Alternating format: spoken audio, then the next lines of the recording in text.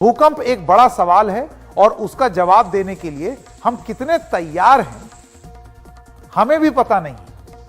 इस पर बात करने के लिए हमारे साथ आज हैं देश के भूकंप विज्ञान से जुड़ी एक प्रतिष्ठित हस्ती डॉक्टर हर्ष के गुप्ता, जो देश के विज्ञान से जुड़े सबसे बड़े सम्मान शांति स्वरूप भटनागर पुरस्कार से सम्मानित भी। भूकंप विज्ञान पर आपकी रिसर्च दुनिया भर में जानी भी जाती है। तो डॉक्टर गुप्ता, मैं आपका स्वागत करना चाहता हूं। सबसे पहला सवाल मेरा यह है कि तुर्की में 6 फरवरी को जो भूकंप आया वो भारत के लिए क्या सबक लेकर आया है डॉक्टर गुप्ता? देखिए, इससे हमको सीखना यही है कि जो हाल अभी टर्की और सीरिया में हुआ है, अगर हिमालय में कहीं एक इसी साइज का भूकंप आता है तो हिंदुस्तान में भी वही हाल होने वाला है और हो सकता है उससे भी बदतर हो। उसका कारण ये है कि आपको याद होगा कि मुजफ्फराबाद में एक भूकंप आया था 2005 में, जिसका मैग्नीट्यूड सिर्फ 7.6 था और उसमें करीब 80,000 लोग मारे गए थे। और हिंदुस्तान में भी जब पहले भूकंप आए हैं तो हमारी आबादी बहुत बढ़ गई है। तो 1950 में हमारा आखिरी 8 मैग्नीट्यूड का भूकंप आया था। उसके बाद से कोई इतना बड़ा भूकंप नहीं आया है। 1950 का जो एक आफ्टर शॉक था 1952 में, वो भी 8 मैग्नीट्यूड का था, पर 1952 के बाद से ऐसा भूकंप नहीं आया है। जो हमारे पास भूकंप आए हैं वो, जैसे मैं मुजफ्फराबाद का बताया, 2015 में काठमांडू में आ गया था गोरखा अर्थक्वेक जिसको हम कहते हैं। लेकिन गोरखा अर्थक्वेक में जान और माल की इतनी क्षति नहीं हुई। उसके 2 मुख्य कारण हैं। एक तो ये कि नेपाल में 16 जनवरी को एक वो भूकंप दिवस मनाते हैं। उस भूकंप दिवस में वो सारा लोगों को रिपीट करते हैं कि हमको क्या करना चाहिए, क्या नहीं करना चाहिए। तो आपके दिमाग में ये बात अगर बार बार रिपीट करी जाए तो उससे बहुत लाभ होता है। एक्चुअली मैंने अभी एक एडिटोरियल लिखा है जिसका शीर्षक ये है कि अगर भारत में एक 8 मैग्नीट्यूड का भूकंप आए तो अच्छा, तो ये एक हमको सीखने जैसी बात है कि जो चीज नेपाल वाले कर चुके हैं, और इसका थोड़ा सा आरंभ हुआ है नॉर्थ ईस्ट के अंदर।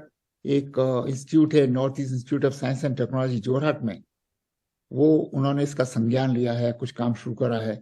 लेकिन हमको चाहिए कि हमारी जितनी एंटायर ये बेल्ट है ना हिमालयन अर्थक्वेक्स की, अब जैसे हमारा 4 अप्रैल 1905 में भूकंप आया था और उससे कांगड़ा भूकंप के नाम से वो जाना जाता है। तो वो जब मैं एनडीए में था तो हम लोगों ने क्या करा कि ये अनुमान लाया कि अगर वो भूकंप आ जाए तो क्या हो जाएगा। तो उसमें हमने उसकी आइसोसेismos ली। आइसोसेismos के ऊपर हमने टाइपोलॉजी ऑफ हाउसेज रखा, तो उसे पता चला कितने हाउस क्षतिग्रस्त होंगे।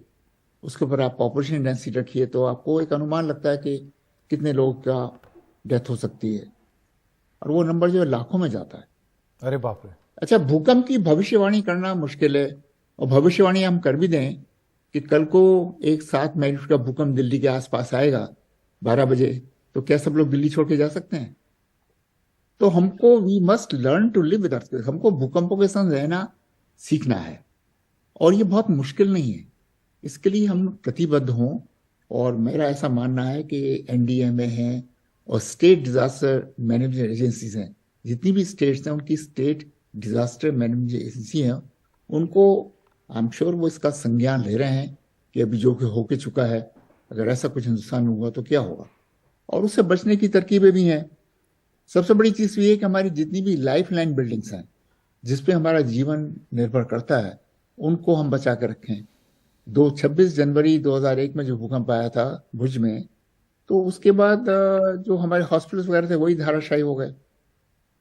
और हम इसका अनुमान लगा सकते हैं कि हमारी जो हॉस्पिटल्स हैं, फायर स्टेशंस हैं, पुलिस स्टेशंस हैं, जो हमारी मुख्य चीजें हैं जिनकी आवश्यकता पड़ती है, वो इस काबिल हैं कि नहीं कि जो भूकंप में एक्सेलरेशन हम एक्सपेक्ट करते हैं उसको टॉलरेट कर पाएंगी कि नहीं। ये बहुत इजीली पता लगाया जा सकता है, और ये काम किया जा चुका है, और हमको इसको रिपीट करते रहना चाहिए। तो ये काम किया गया था 1905 कांगड़ा भूकंप के लिए और 1897 शिलोंग का भूकंप जो आया था, उसके लिए जो 8 स्टेट्स हैं नॉर्थ ईस्ट में, उन सब में सब लोगों ने बड़े अच्छे से सब काम किया था। हम चाहिए यही है कि ये बात हमको बार बार याद दिलाने की जरूरत पड़ती है, क्योंकि हम लोग भूल जाते हैं। नहीं, ये प्रोफेसर गुप्ता आपने बात सही की कि याद हर समय रहना चाहिए कि आप भूकंप प्रभावित क्षेत्र में रह रहे हैं। लेकिन भारत की एक बड़ी आबादी हिमालय के करीब उत्तर भारत में गंगा यमुना के मैदान में बसती है। दिल्ली एनसीआर जैसा बड़ा इलाका और अन्य कई घनी आबादी वाले शहर यहां आते हैं, अभी मैप में हमने देखा भी। इन इलाकों में भूकंप को लेकर के क्या आशंका है और वो कितना भयानक साबित हो सकता है?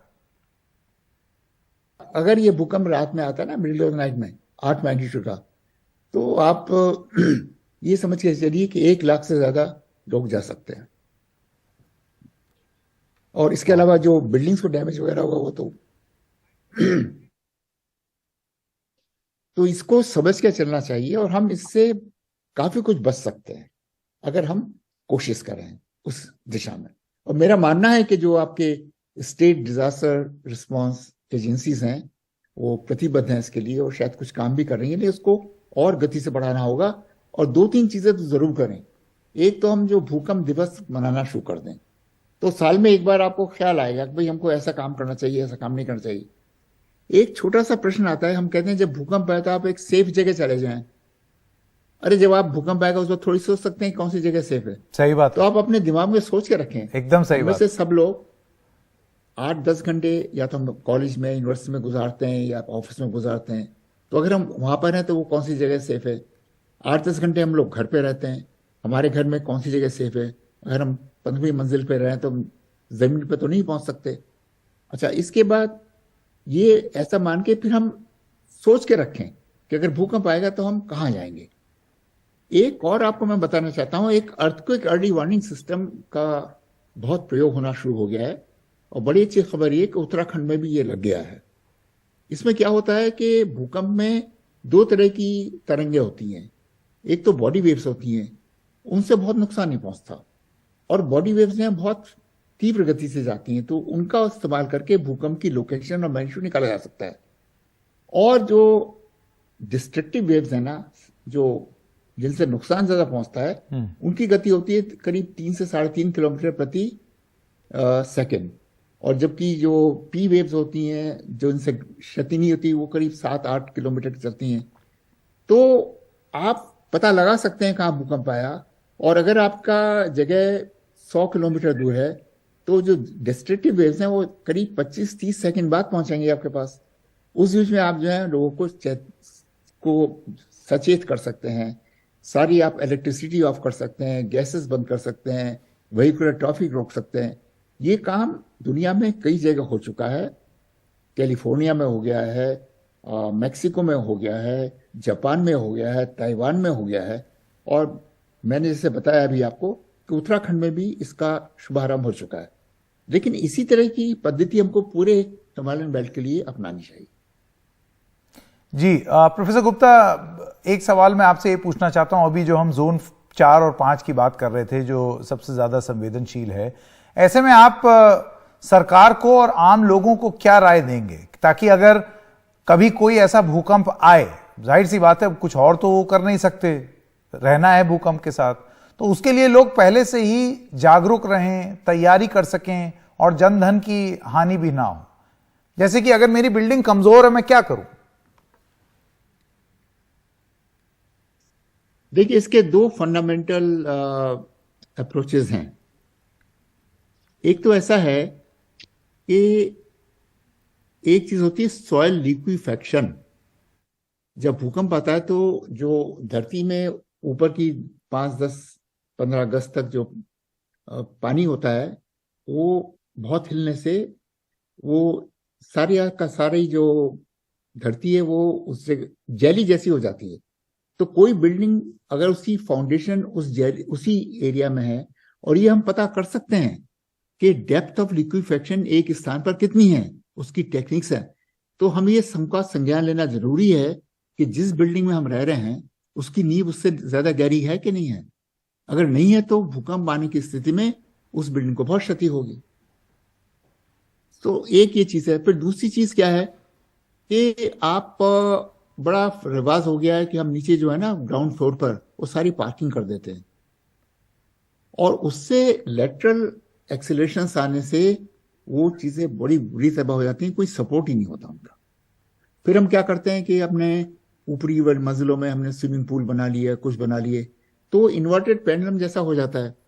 तो ये सारी चीजें हैं जो कि हमको ख्याल में रखनी चाहिए। लेकिन जैसे आपका सवाल जो बहुत उचित है कि वो सब तो हो चुका, वो हम जिस बिल्डिंग में रह रहे हैं उसका क्या करें, तो पहले यही पता करें कि वो जब उसका निर्माण किया गया था तो अर्थक्वेक कंस्ट्रक्शन को ख्याल में रखा गया कि नहीं रखा गया, और नहीं रखा गया है तो अब हम क्या कर सकते हैं, वो रेट्रोफिटिंग की तरकीबें आती हैं जिससे एक कंस्ट्रक्टेड बिल्डिंग भी दोबारा रेट्रोफिट होकर भूकंप को झेल सकती है। ये काम हमारा करना आवश्यक है।